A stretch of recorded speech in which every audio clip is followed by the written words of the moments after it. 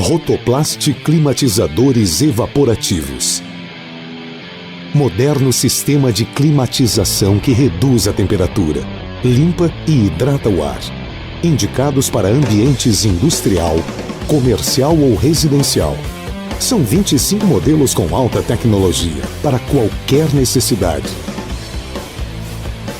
Os equipamentos Rotoplas apresentam muitas vantagens.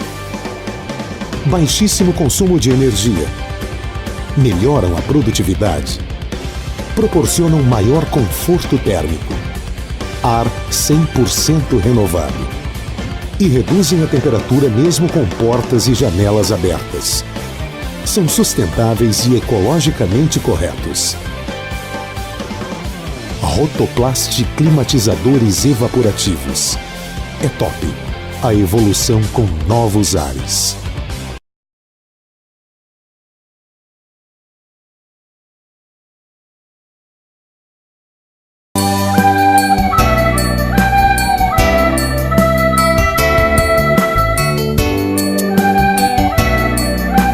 Olá pessoal, hoje o programa Educar recebe o professor Elvésio, mestre em Educação e graduado em Sociologia, Geografia e Pedagogia, pesquisador na área de Educação focado em deficiente intelectual. E o tema do nosso bate-papo é Inclusão nas Escolas. Professor, seja muito bem-vindo ao programa Educar. Obrigado a vocês, obrigado Ana. Fico muito contente de estar aqui com vocês para discutir um assunto que é muito caro a todos nós de educação, colegas, professores, a comunidade escolar, pais, alunos, enfim, a toda a nossa região, a importância da educação como transformação do cidadão. Muito obrigado. Professor, como podemos descrever o estágio atual da inclusão de pessoas com deficiência na nossa região? Eu entendo que a gente talvez pudesse fazer uma breve retrospectiva rápida sobre a questão da inclusão de pessoas no sistema de ensino. Se observarmos no período imperial, nós já temos as primeiras informações de ações concretas do governo, ou seja, a época do governo imperial, pensando na inclusão das pessoas. Exemplo clássico, tem a criação do Instituto Benjamin Constant, de atendimento a pessoas cegas. À época, apenas pessoas cegas, não se atendiam deficientes visuais. E também do Instituto Nacional de Educação de Surdos, lá no bairro das Laranjeiras, também no Rio de Janeiro, sede de governo, pensando no atendimento às pessoas surdas. Ambas as ações estimuladas pelo movimento de educação francesa. Mas se a gente fosse passar esses quase 400 anos de história, seguramente nosso programa teria que se estender bastante. Então, vou dar um salto nesse cenário para o nosso século, nossa época. E aí, pensando nisso, temos já no finalzinho do século XX, a primeira ação concreta do nosso governo, pensando na pessoa com deficiência, com a edição pela primeira vez numa LDB, destinando 4 artigos a essa população. Os artigos 58 ao 61 vão tratar especificamente do atendimento às pessoas até então meio que distante da nossa regulamentação. Sabe, Ana, um dos grandes problemas que a gente sente é que a legislação, talvez pela continentalidade do nosso país, pelo tamanho dele, pela abrangência, nós temos tido que a lei demora muito para se tornar efetiva. Veja, a LDB é de 96, estamos em 15, e apenas em 14 nós começamos a ter uma ação mais clara, mais objetiva, pensando no atendimento como inclusão. Até esse período, do período imperial que eu busquei no início para todos nós discutirmos, até hoje, tivemos basicamente os 4 sentimentos muito fortes na educação: exclusão, integração, provavelmente a partir do período de república, mas inclusão como forma de adaptar o meio, de pensar no aluno, somente a partir do final do século XX. Esse é o grande desafio que temos hoje. E professor, como que está sendo essa ação de inclusão nas redes de ensino? Olha, nós temos observado um movimento interessantíssimo. A primeira grande questão é que o aluno com deficiência tem sido, de alguma forma, destinado às redes públicas. A gente observa que por questões econômicas e às vezes até de ordem legal, o aluno com deficiência não é atendido na sua grande massa na rede privada de ensino. Ele vai para a rede pública, especialmente na educação básica, envolvendo da pré-escola ao ensino médio. Esse grupo de pessoas, quando vai à rede de ensino, ela sofre uma carência enorme de profissionais qualificados. Esse tem sido o maior desafio. Veja só um exemplo típico. No estado de São Paulo, apenas em novembro de 2014, nós vamos ter uma resolução, a chamada resolução SE61, que vai normalizar ou normatizar ações concretas de como fazer, como o gestor de uma escola pública vai agir para poder atender a questão da inclusão dessas pessoas. A gente observa nesse estudo da Secretaria e nessa normativa a questão da criação do apoio pedagógico especializado, conhecido como AP pelos colegas de educação, e também pelas classes regidas por professores especializados, chamados CRPE. Veja, ele começa a entrar na questão com um pouco mais de profundidade, dizendo o que fazer, como fazer. Nós temos a legislação federal que fala assim que temos que fazer.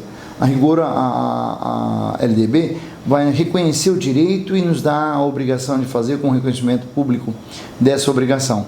Mas tivemos outras resoluções, sem dúvida, em 2008, 2009, só que elas não foram tão decisivas e tão contundentes quanto é a resolução 61, que vai estabelecer a rede, métodos, cuidados, vai estabelecer, quantificar alunos por sala, vai quantificar a formação de professores para essa ocupação e vai especialmente dizer como o gestor, o diretor, o supervisor de ensino, o dirigente regional vai poder criar uma sala de atendimento especial e como fazê-lo. Até então a gente tem isso muito nebuloso no nosso sistema ainda, com pouca clareza. Mas isso decorre basicamente de duas situações, veja. 18 anos depois da lei federal, o Estado de São Paulo vai editar uma normativa clara, objetiva e tal. Essa normativa entra em novembro e vai ser atendida num primeiro grande momento na atribuição de aulas do final do ano. Entendo que ela vai se tornar mais concreta e mais palpável à comunidade escolar, aos pais que estão nos assistindo e aos alunos, a partir de 2015, agora com essa atribuição, para o ano de 16, porque aí esse modelo de gestão está já consolidado, a gente vai entender assim que efetivamente começaremos a atender pensando um pouquinho mais na qualidade. Porque se pegarmos censos escolares dos últimos 10 anos, a gente tem até um crescimento quantitativo, mas infelizmente ainda com aquele aluno colocado dentro da sala sem um momento de inclusão. A gente chamou erroneamente nesses 18 anos de inclusão, o que no máximo foi integração. No máximo foi colocá-lo lá e ele que se adapte à condição. Hoje a gente observa não só na questão do auditivo, mas também do visual, na questão motora e na questão do intelectual, pela nova resolução, uma preocupação de fato de atender as pessoas para que elas tenham, entre outras coisas, o direito de terminalidade, no caso do intelectual, esgotadas as possibilidades de ensino. E professor, quais são os reflexos desse modelo de inclusão escolar na independência econômica dessa parcela da população? Talvez esse seja o grande e maior objetivo de produzir uma educação inclusiva. Veja só, nós temos essa parcela da população que consome bens, que paga impostos e que não recebe o retorno do Estado dos seus direitos. Mas se nós pensarmos que a nós todos, como sociedade, cabe fazer uma educação dessas pessoas, vai permitir que elas exerçam um papel de trabalho e de geração de renda e, portanto, se tornem mais respeitados na comunidade como consumidores.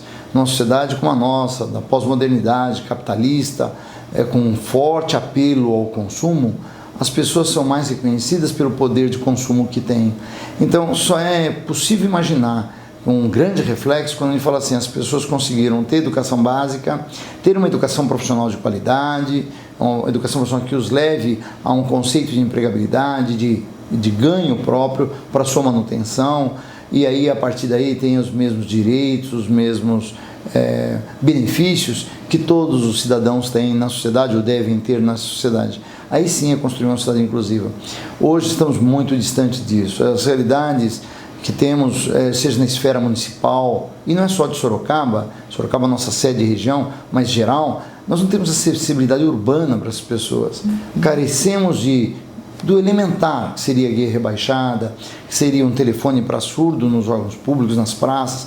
Carecemos de educação e nas escolas públicas temos, pelo menos, um telefone de comunicação surdo que é gratuito. Temos a ausência integral de material adaptado para pessoas com déficit visual.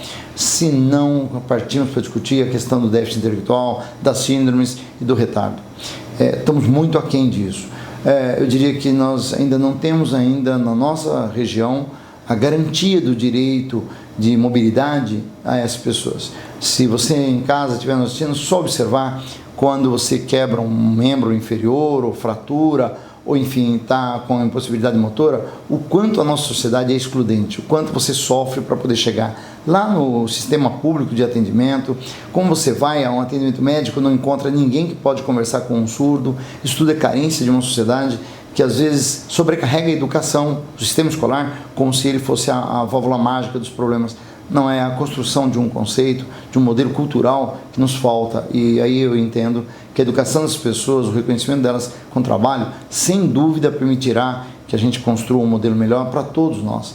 É importante dizer que o bem que vai ser dado a essa pessoa com deficiência, seja no rebaixamento de uma guia, num piso podotátil, num telefone, num meio de comunicação visual, uma audiodescrição no cinema, para um cego poder participar do momento cultural, numa peça teatral com um intérprete de Libras, ele é essencial para construir uma nova sociedade que a gente imagina que precisa ser feita por nossa geração com a urgência de 500 anos de atraso.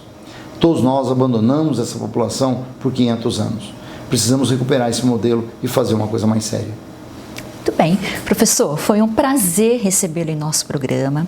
Fica aqui o nosso espaço para que você retorne em outros momentos com mais esclarecimentos a respeito da inclusão escolar, né? Tão importante hoje falarmos, discutirmos, né? E ver quais são os caminhos, né? Que nos possibilitam que esse aluno, ou essa criança, ou essa adolescente, ou esse adulto, né? Sim. Venha mesmo a ser incluso dentro da sociedade.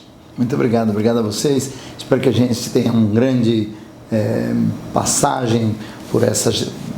Temos um grande momento de transformação social, não só em Sorocaba, mas no nosso estado, especialmente num país que é tão grande e tão diverso.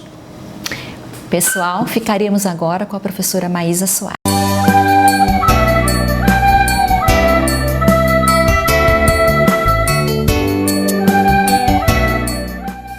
Olá pessoal, hoje o nosso tema é inclusão na escola. O termo inclusão já traz implícito a ideia da exclusão, pois só é possível incluir alguém que já foi excluído. A inclusão está respaldada na dialética inclusão-exclusão, com a luta das minorias na defesa dos seus direitos.